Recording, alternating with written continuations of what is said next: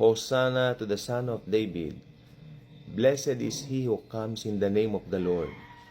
Hosanna in the highest heaven. Ito po ay nasa Matthew chapter 21 verse 9. Okay?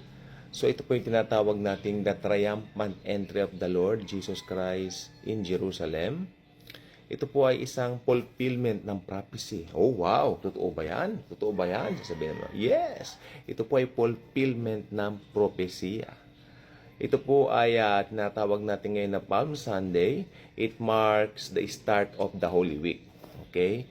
At kino-commemorate natin ang ginawa ni Jesucristo na pagpasok sa Jerusalem. Ito yung moment na sinasabi many centuries before, no? Ito po ay particular na diniklara ni Propetang Zacarias o Prophet Zechariah. Basahin natin, Rejoice greatly, daughter Zion.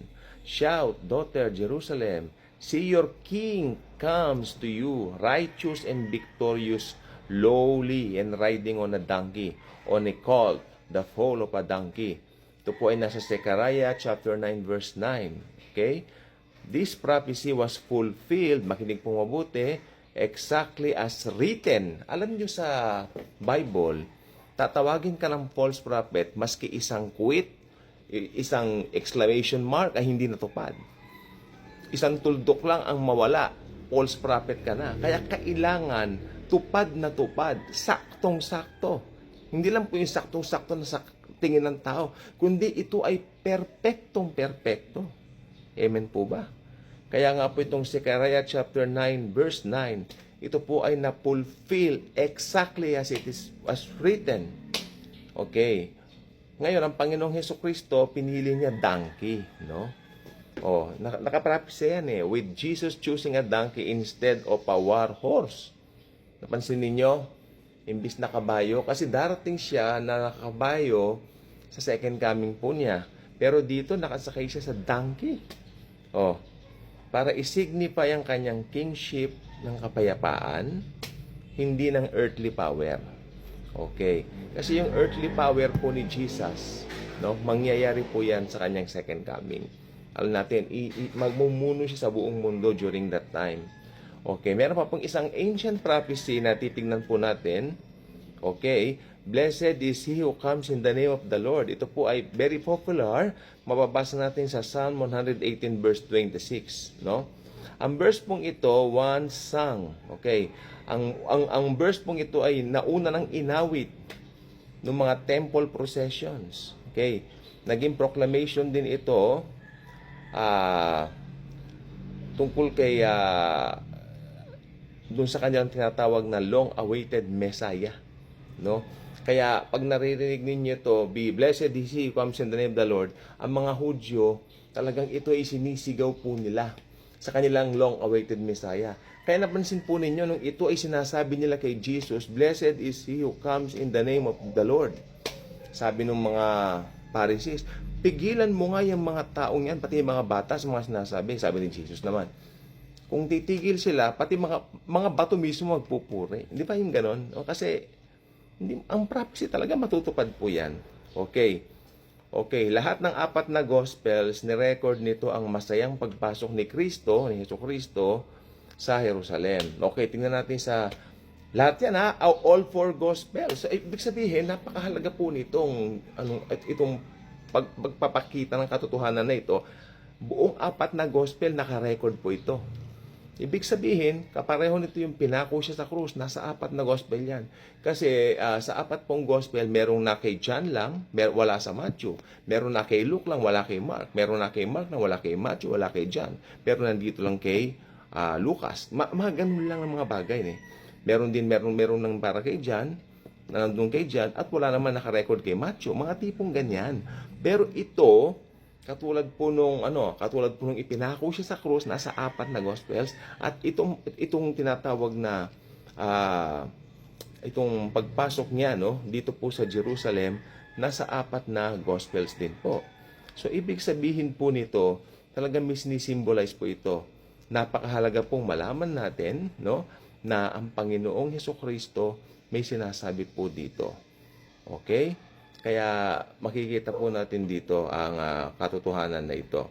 Okay, kasi all four gospels po, may talagang inaano niya rito eh. Binibigyan diin ito. Okay? Ito nakalagay dito sa John chapter 12 verse 12 hanggang 13. The next day, the great crowd that had come for the festival heard. Ayun, iba pala ang pinunta nila ron, festival. And then, yung mismong festival na yon ang kanilang pinunta. Pero narinig nila yung tungkol kay Jesus na siya ay pupunta ron sa Jerusalem. They took palm branches and went out to meet Him. They went out to meet Him shouting, Hosanna! Blessed is He who comes in the name of the Lord. Blessed is the King of Israel. Malungkot lang po kasi, itong mga nagsisigawan na ito, nung Palm Sunday, sila rin po after 5 days yung sisigaw, crucify Him. Sila rin po ito. Malungkot, no?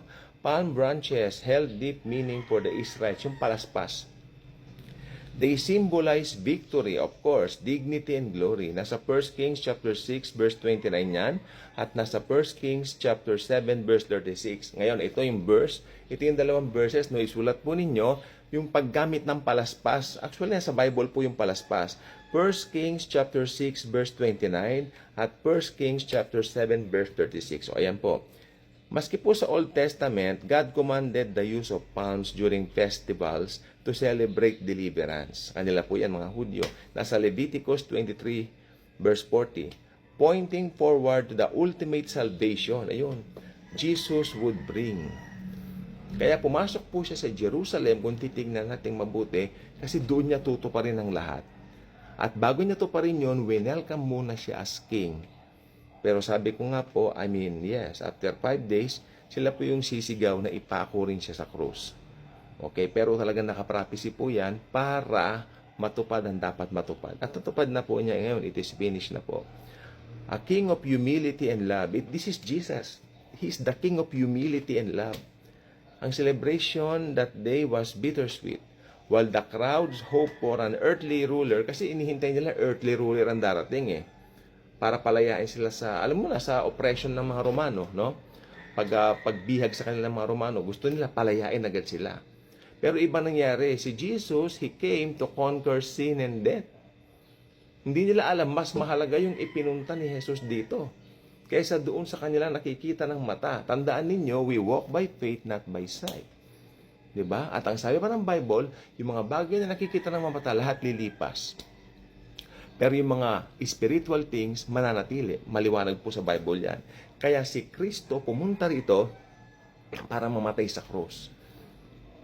Kasi hinihintay talaga ng mga Hudyo yung Messiah nila, deliverer, na ililigtas sila sa oppression ng mga Romano. Which is good naman po, natural po maramdaman ng tao yan, especially kung oppressed na po sila.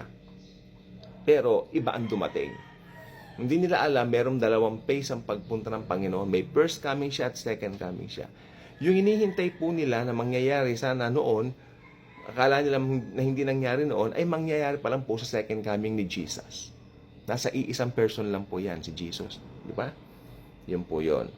Basahin po natin ang Revelation chapter 7 verse 9. Okay? After this I look, and there before me was a great multitude that no one could count, from every nation, tribe, people, and language, standing before the throne and before the Lamb. They were wearing white robes and were holding palm branches in their hands. Ito po sa Book of Revelation na po yan. Ibig sabihin, futuristic po ito. Mangyayari po talaga ito. Okay? Ngayon, ang Palm Sunday, iniimbitahan tayo nito na tignan natin yung katotohanan kung ano ba yung ginawa ni Kristo sa atin sa cross. At lumago tayo doon sa ginawa niya na hindi yung pwede nating gawin sa Kanya. Tandaan nyo, salvation is by grace alone, by faith alone, and in Jesus alone. Hindi natin pwedeng dagdagan yung ginawa ni Christ. Perfect po siyang Diyos, perfect siyang tao. Kaya nga po siya nagkatawang tao para abutin tayo. May this Palm Sunday fill your heart with joy of the love of Jesus. Okay? At magkaroon tayo ng gratitude dun sa ginawa niya sa krus ng Kalbaryo para sa atin. Ka-good vibes na ba kayo? Kung hindi pa kayo ka-good vibes, kayo po ay maging ka-good vibes na by clicking the subscribe button. Paki-share ang video ito. I-share ang love ni Christ sa lahat ng tao sapagkat si Jesus ay malapit na pong dumating sa kanyang second coming. Thank you and God bless.